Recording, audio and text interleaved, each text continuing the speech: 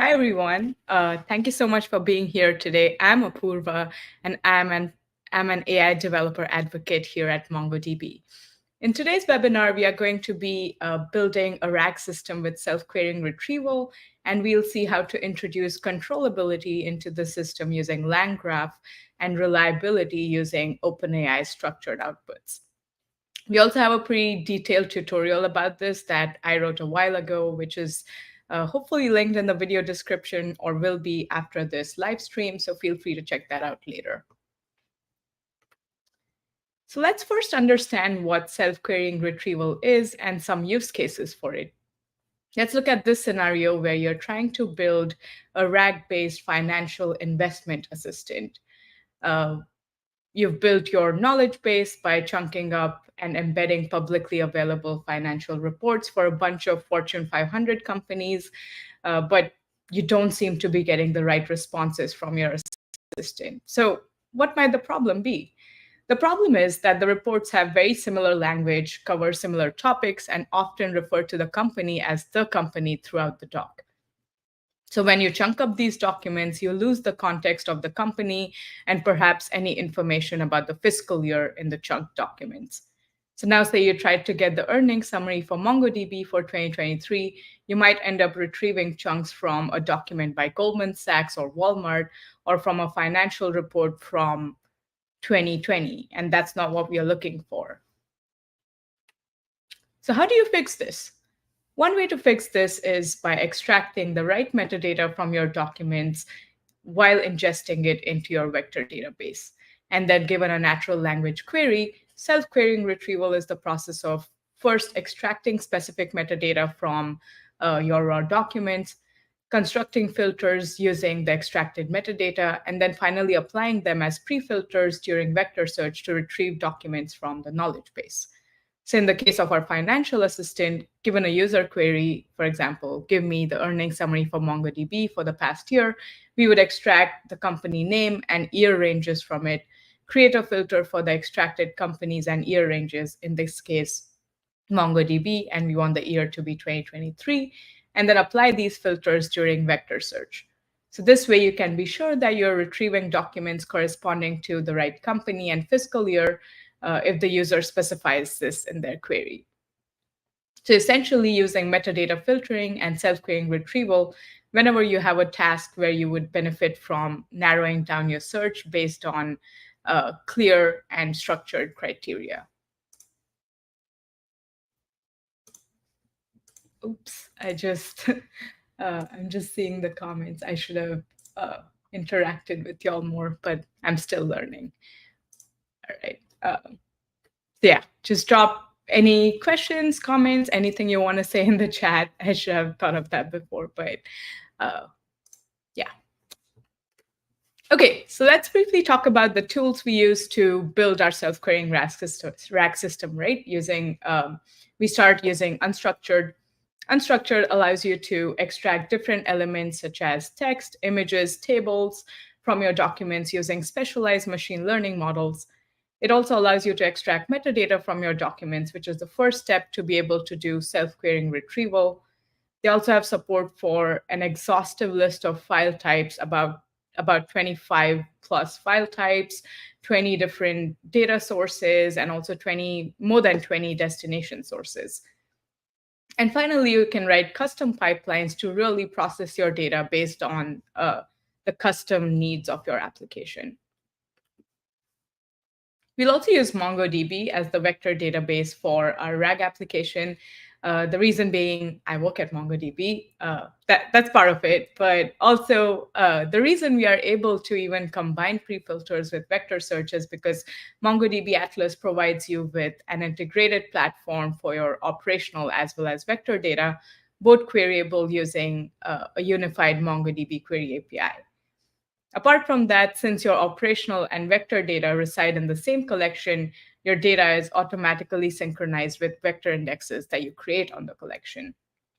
And finally, it's a fully managed service, so you don't need to worry about maintaining the infrastructure, and you can focus on building cool things instead, such as the self-querying RAG system. And finally, there's search nodes that can scale your vector search workloads independently of your operational workload. So while it's a unified query experience for the user, behind the scenes, we separate workloads out based on what's going to be best for your system. And finally, we use LangGraph, which is a low-level orchestration framework from LangChain. And the idea here is to orchestrate LLM applications as graphs, which means you can have full control over your application workflows. You can implement things like loops and conditional edges, pause and resume graph execution, which means you can also implement things like human in the loop. And while this is mainly targeted towards agents, I think you can orchestrate any LLM application in this manner to gain full control over the state and workflow of your applications. And with that, I'm sure you're not here to just hear me talk for the next hour. So let's look at some code, shall we? I'm going to pause here, though, and just drop into the comments and see if there's any questions so far. Okay, hello from Brazil, Kashmir. I'm based in San Jose, California. Nice sunny day out. So if there's no questions so far, I'm going to proceed to showing you some code. Right, so today we are going to build the financial assistant that I was just talking about. So the goal of the assistant is to provide investors information about the financial standing of companies they are interested in so they can make better informed investments. And we'll be using 10K filings from Fortune 500 companies as the source of information for our assistant. And let me quickly show you what those documents look like. So really long documents, each of them being, let's hide that, more than 100 to, in some cases, more than 100 pages. But they offer a very deep and detailed dive into a company's financial history. So yeah, as you can see, the documents are several pages long, and they also look similar. So if we look at another one, it's like the company's logo, but after that, it's pretty similar layout, and they talk about similar things. So you can imagine how you might lose important context when you start chunking documents like these. So what we are going to do is we are going to chunk, embed, and extract metadata from these documents using the tool I was just talking to you about, unstructured, and then write them into a MongoDB collection. So going back to our code, it takes a while to run the end-to-end data processing pipeline using unstructured. So we are just going to walk through this portion and then get hands-on for the second part of actually building the system. But yeah, let's quickly walk through the code. I'll show you what the final data looks like in MongoDB, and then we'll continue live coding for the rest of it. So yeah, just starting with installing required libraries, we are going to need LangGraph, OpenAI, PyMongo, which is the Python driver for MongoDB, Sentence Transformers, which is a Python package to access open source language models on Hugging Face, and Unstructured Ingest, which is the Python package for data processing using unstructured. Do that. And then set up some prerequisites, just a bunch of API keys and connection URLs wherever needed. So we need that for unstructured. In our case, we had these documents not in a Google Drive folder, but we had them sitting in an AWS S3 bucket. So since that is the source of our data, we need to also set the AWS authentication credentials. But you don't have to use AWS. You could use Google Drive. You could use local files. Like I mentioned, it's 25 different sources that you can read data from. Then for MongoDB, again, we need the connection URL, the database that we want to ingest data into, and finally the collection, the specific collection that we want the data to reside in. And then this is just the way to connect to MongoDB, define that client, then OpenAI credentials, and just instantiating the embedding model that we want to use. So we are using this open source model from Hugging Face, and we are using a flavor of GPT-4o by OpenAI. So the first step is to partition, chunk, and embed the PDF files. These are PDF documents, and the first thing we are going to do is partition, which means just extract the different elements, so text, images, any tables from these documents, chunk them up, and embed them. And the way to do this using unstructured is using configs. And so you're building a data processing pipeline, right? A pipeline is just a series of data processing stages, and each stage in an unstructured pipeline is a config. And the config basically tells the pipeline different configuration settings for how things are to be partitioned, chunked, or embedded. So let's look at what that pipeline looks like. So for this tutorial, we are just going to dump the process documents into an intermediate local folder. And we are going to build this pipeline from a bunch of configs. So the first one is a processor config, and this just tells um, assigns any configuration settings for the pipeline. So TQDM true, saying show me a progress bar, number of processes, which is like number of parallel or concurrent processes to use, and where the data needs to be outputted to, which is this local directory. Then we have the indexer config, which says what's the source of my data. In this case, it's AWS S3. Downloader config, also an S3 setting, and then source connection config, which actually connects to our source data, which is settings for the S3 bucket. And then there's a partitioner config, which tells the pipeline how we want to partition the data. And this is going to be done by unstructured. So we need the API key and unstructured URL here. We are using this high-res strategy, which is the most sophisticated and automated strategy for partitioning that unstructured offers. And just other settings about concurrency level again, and what to do with any errors that occur, and whether or not we want to split the page itself. So that's partitioning. The next thing we want to do in this pipeline is chunking. So again, we have another config for it. So here, chunking strategy, we are saying by title. So any title, and I don't know if it also takes headings into consideration, but yeah, it's going to split by at least by title. So I'm guessing each page. Then max characters. So this says how many maximum characters are allowed in each chunk. And then there's some degree of chunk overlap. We usually suggest anywhere between 10 to 20%. Here we've gone with 10% of the chunk size. This is just to maintain continuity at the chunk boundaries. Otherwise, you have like hard cutoffs, and then you miss that context flow going from one chunk to the next.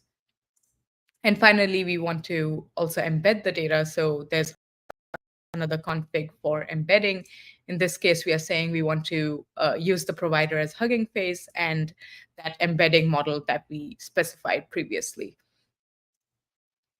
And finally, we are saying this is the output directory that we want to write stuff to.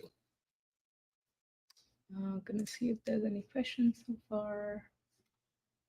Are you using open source LLM as part of the example? Yes, we are using Hugging Face. Well, we are using an open source embedding model. We are using GPT-4o, which is not open source, but we are accessing that model through LangChain. So you should be able to swap that out with an open source model as well. Try table transformer for better performance in reading PDFs for tables. That's a really good call out. So if anyone is dealing with PDFs with a lot of tables, suggest looking at that comment from Lucky. Okay, coming back here. Okay, so at this point, we've partitioned our documents, chunked, embedded, and written them to an intermediate repo. The next thing we want to do, and this is the most important thing for the rest of our tutorial, right, which is the self-querying part. So before we can do self-querying retrieval, we want to extract metadata from our documents at ingest time. And this is what we are going to do here. So we are using two regular expressions, one to extract fiscal year and one to extract the company name.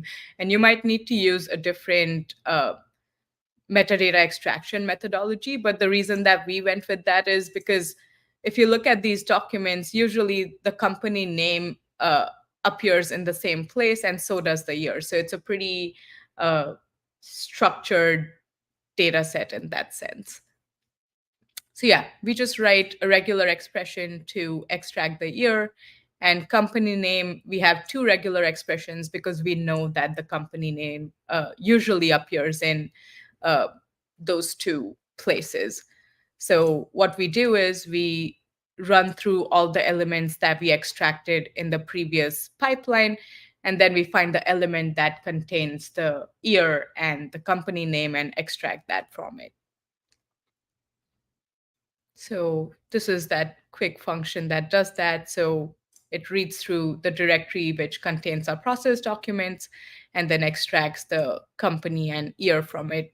It's writing the company under metadata, custom metadata.company, and then it's writing year under this field in the documents. And finally, the last step we want to do in the processing step is to write the process documents to MongoDB. So at this point, we've chunked, embedded, and extracted metadata from the documents. So the documents are ready to be put into MongoDB.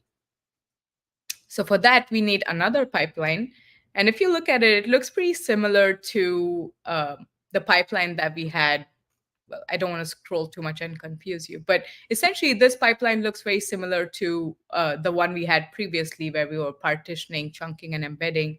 So again, S3, all of this looks the same. And it's not going to rerun all of this. It knows that it's already run these steps. The only step that changes is this time, instead of having a local destination for the pipeline, we'll have a MongoDB destination. So for that, you just specify the MongoDB connection config and specify the link to the cluster where you want the data to reside, the name of the collection and database. And then once you run this config, this is going to put your process data into MongoDB. And like I mentioned, we've already run these pipelines. So I'll just show you what they look like once the data is ingested into MongoDB. So this is, we are looking at one chunk, right? So we have the embeddings field, and this is the raw text of the chunk. But then the metadata field, let's look at that to make sure that the custom metadata that we wanted to extract is there. So under custom metadata, you see we have company and year, and this is what the structure for each chunk is going to look like. Right. So at this point, we are done with the code walkthrough. Now let's try and get into some live coding. So for the rest of this, what we are going to do is actually build our RAG system using LangGraph, and you'll see how we do the self-querying retrieval part. Gonna stop around for any questions. So for hyperparameters such as chunk overlap, do we keep running the whole pipeline again and again for understanding which one works the best? Or is there a workaround? So honestly, this is a question for unstructured. And we have a collaborator there. I can ask her and follow up with you. Yeah, I don't want to commit to saying something I don't fully understand, but I'm noting down this question so I can follow up with them and follow back with you. Oops. Don't know why I did that. All right.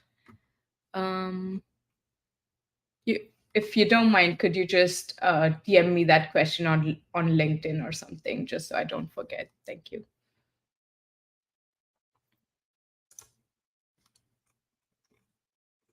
Okay. So as I mentioned, we'll use LangGraph to orchestrate our self-querying RAG system as a graph. So three things to remember about using LangGraph to build LLM applications, right? There's nodes, edges, and a graph state. So the nodes of the graph are essentially functions or tools to perform specific tasks. The edges define routes between nodes, and these can be fixed, conditional, or even cyclic. And each graph has a state, which is a shared data structure that all nodes can access and make updates to. You can define custom attributes within the state depending on what parameters you want to track across all the nodes of your graph.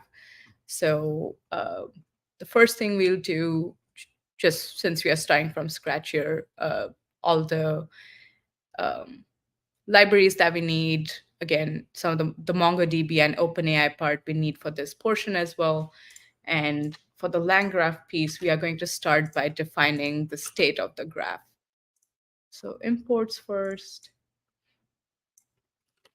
and then I'm going to define the graph state.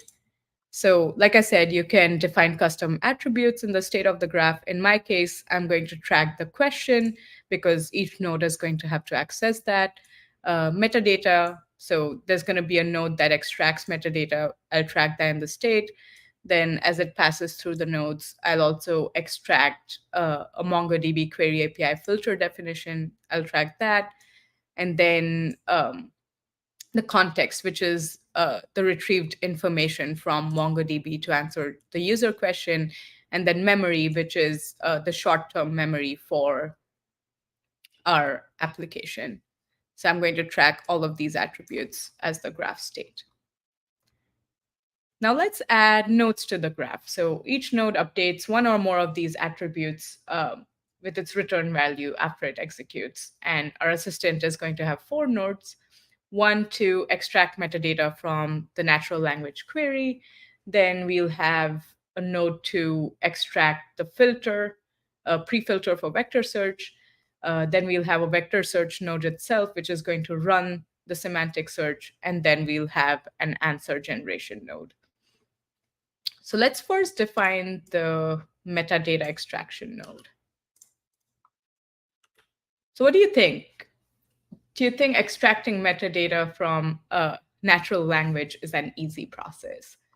Just drop your experience in the chat.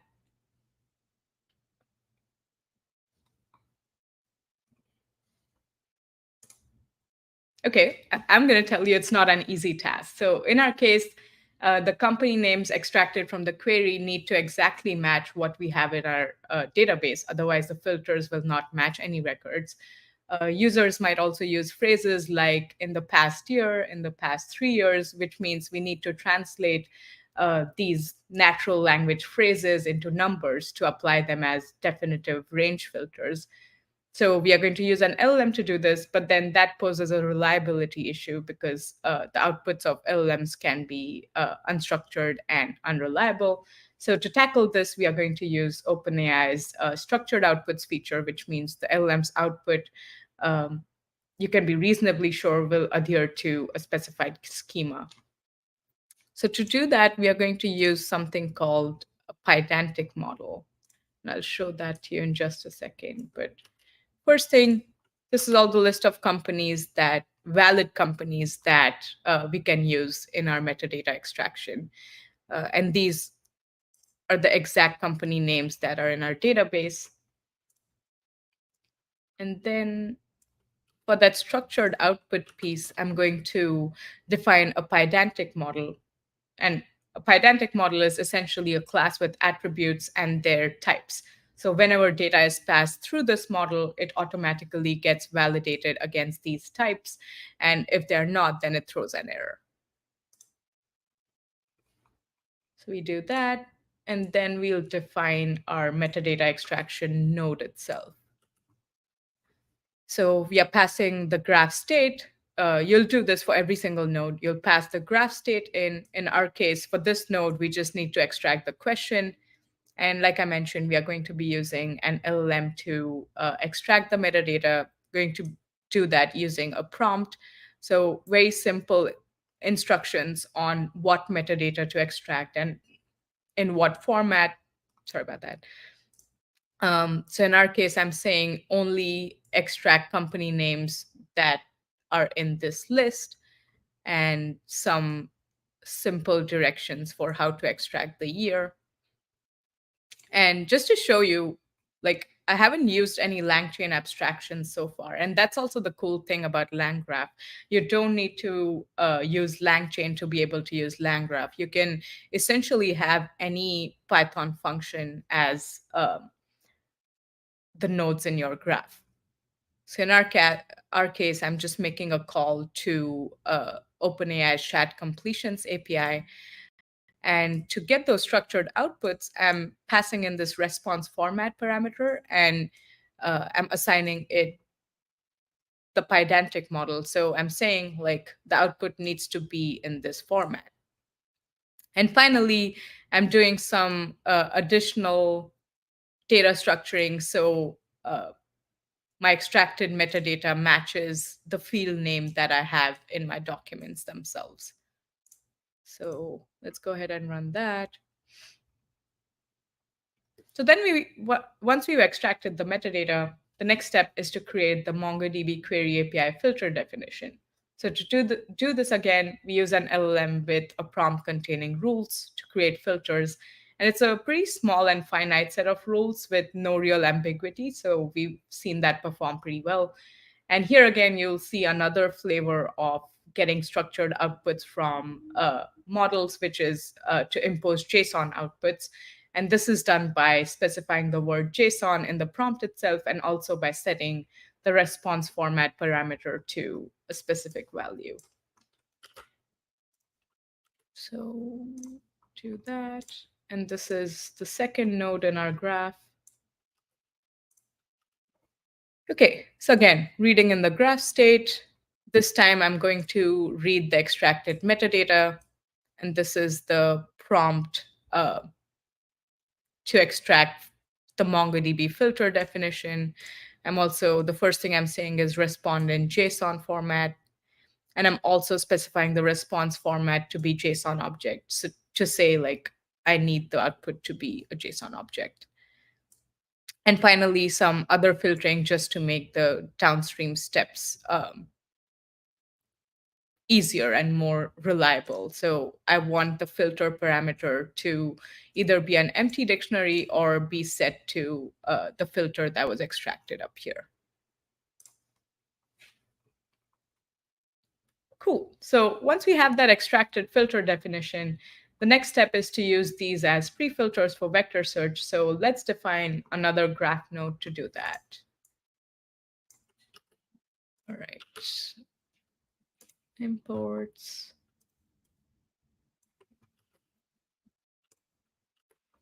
Going to set the embedding model, instantiate the embedding model. Want to be using the same one that we use to embed our documents. Specify the collection that we want to perform vector search on. And then the other thing that you need to perform vector search in MongoDB is to define a vector search index. And let me show you what that looks like. I've already created one. Okay, this one. So basically, the index just specifies parameters for vector search. So in this case, number of dimensions in my embeddings, the path to the embeddings field, what distance metric to use to determine similarity in vector space or distance in vector space. The type here is going to be vector. You can also index any filter fields. So in our case, we are going to index the company and fiscal year fields as filter fields as well. So anytime you're doing pre-filtering with vector search, you want to be indexing the pre-filter fields as well. So going back, set that. Embedding model name not defined. I thought I ran that. Let's see. Maybe not. Okay. Quickly going to add embedding model name here. And we also need the completion model at some point. So specify those two, go back here. All right. That looks good.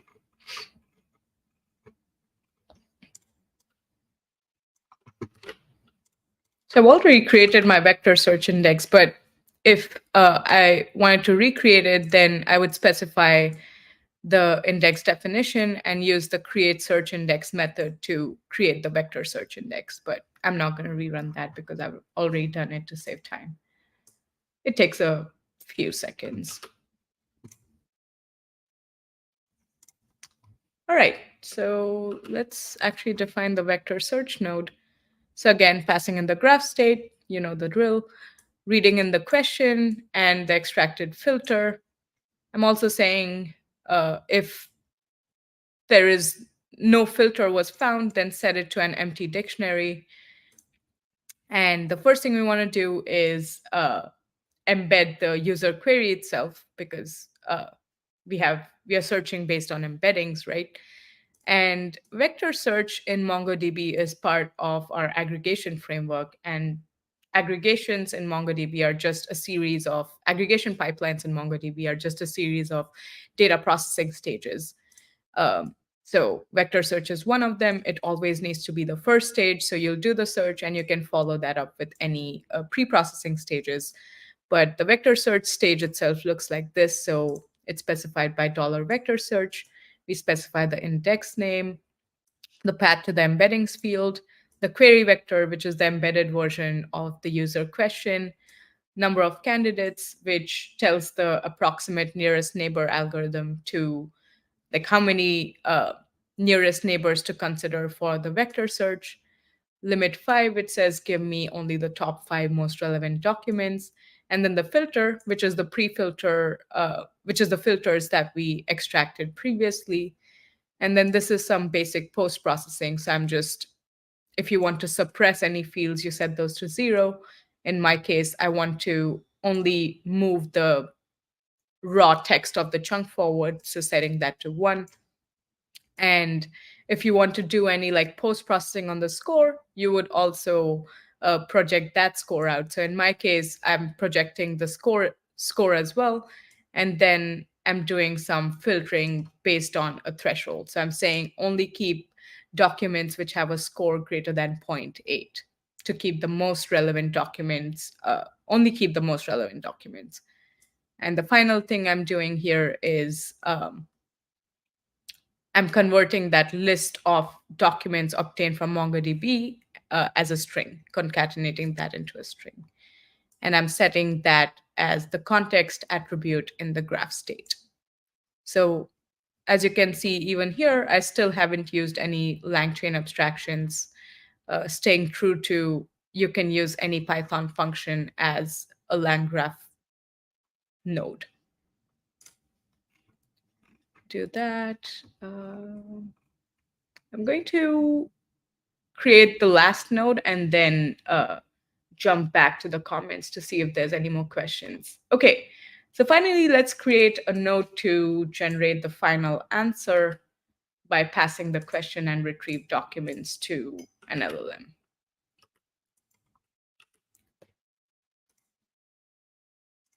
So just using like some LangChain built-ins to format uh, the messages, but nothing too major.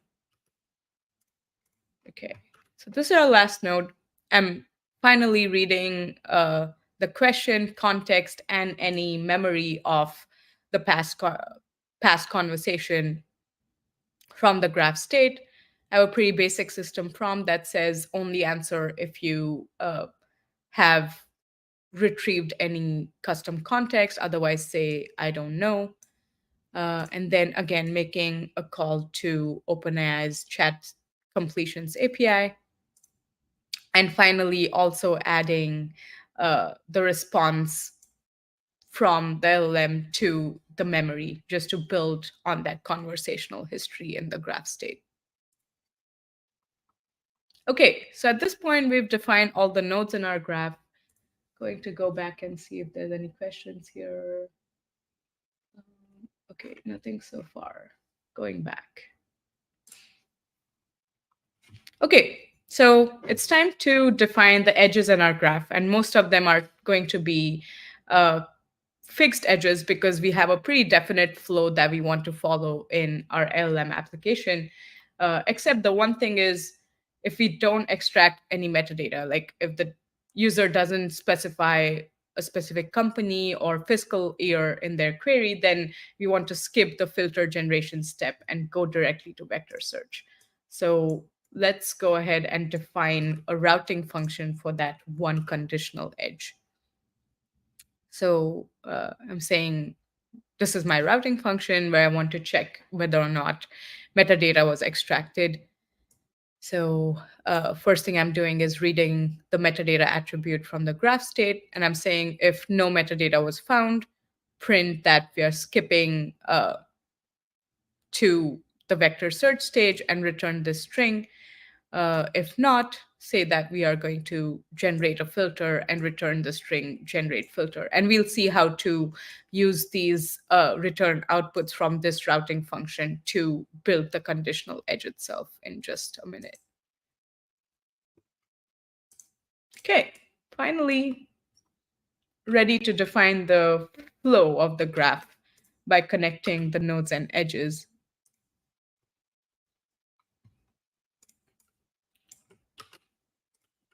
All right, so initializing the graph and passing it the graph state. And we are currently creating a local memory saver object, but we also have a persistence mechanism for MongoDB coming in a few weeks. So stay tuned for that. And then we are going to add the nodes and edges to the graph. So as you can see here, just going to add the nodes first. So this is pretty straightforward. We want to add all the 4 nodes that we defined. Then we want a fixed edge from the start node to extract metadata. And start and end are special nodes in LangGraph. These indicate which node, the start indicates which node to call first, and end indicates which nodes have no following actions. So start to metadata, we have a fixed edge. And then here's that conditional edge. So we are saying from extract metadata, use the routing function that we previously defined. And if the output of the routing function is vector search, then skip to the vector search node. And if it's generate filter, then skip to the generate filter node. Then we have 3 more fixed edges from between the rest of the nodes. And finally, the generate answer and end, because there's nothing after generating answer in our case. And finally, we are compiling the graph with the memory saver object. All right. You can also visualize the graph as a mermaid diagram. That looks fine. So start to extract metadata, then this indicating that conditional edge, and then fixed edges between the rest. So moment of truth, executing the graph. So wrote a quick function to do that. So you see this thread ID thing here. This is if you're tracking conversational history in the graph. So thread IDs are basically unique IDs assigned to memory checkpoints in LangGraph, and each checkpoint has a separate state. So it's essentially a way for LangGraph to distinguish between different conversational threads. So you pass that as a configuration option. And so whenever you get a user question, I'm going to add it to the question attribute of the graph state and also to the memory attribute to start building that conversational history. And then just to show you, I'm printing out the streaming outputs from the graph as our input goes through the graph. Let's do that. Now let's ask our system some questions. Okay, so I'm saying, give me the sales summary for Walmart for 2023. I'm starting a new conversational thread. So giving that an ID of 1. Let's see what it does. The first thing it's doing is extracting metadata. Okay. So it's streaming. So sometimes the outputs appear out of turn, but let's go back and see this. So the metadata node, it extracted the company as Walmart Inc., metadata year as 2023, and then it passed to the filter step. And here we've gone from that extracted metadata to the MongoDB Query API filter definition. Looks pretty good to me. Then it's performing vector search with the pre-filters, and this is what the context it retrieved. And this is finally the final answer from our system. And let's quickly check that it's actually using conversational memory, right? I always like to ask this question, what did I just ask you? So if it is using memory, then it should tell me what the previous question was. Oh, sweet, that worked. So you can also see like that conditional route working here. So it tried to check the question for metadata, didn't find any. So it says I'm skipping to vector search. And you can see the output from the metadata node, nothing. Uh, Context from vector search, again, nothing because there's nothing relevant to this question. But it did use its memory because that had something relevant. And it tells me that I just asked it for the sales summary for Walmart for 2023. So yeah, that's the end of uh, the live coding. Um, that's pretty much all I wanted to show you. I hope you enjoyed going through, walking through the system with me. Going back here, just going to stop sharing my screen. Right. See if there's any questions out here. Okay, don't see any, but this would be the time to ask questions and open the floor for discussion.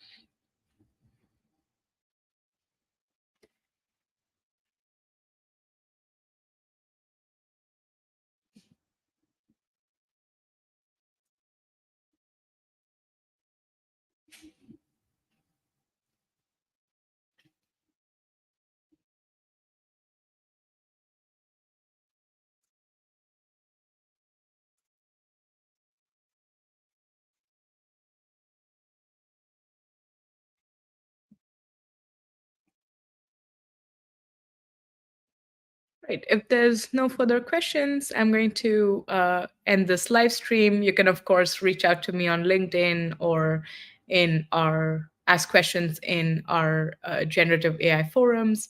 Will you post this session on LinkedIn and YouTube? Yes, it'll be available on both platforms after the fact. Cool. So I guess I'm going to end the stream. I'll see you at the next. We do this every week, so stay tuned for what's next. Bye.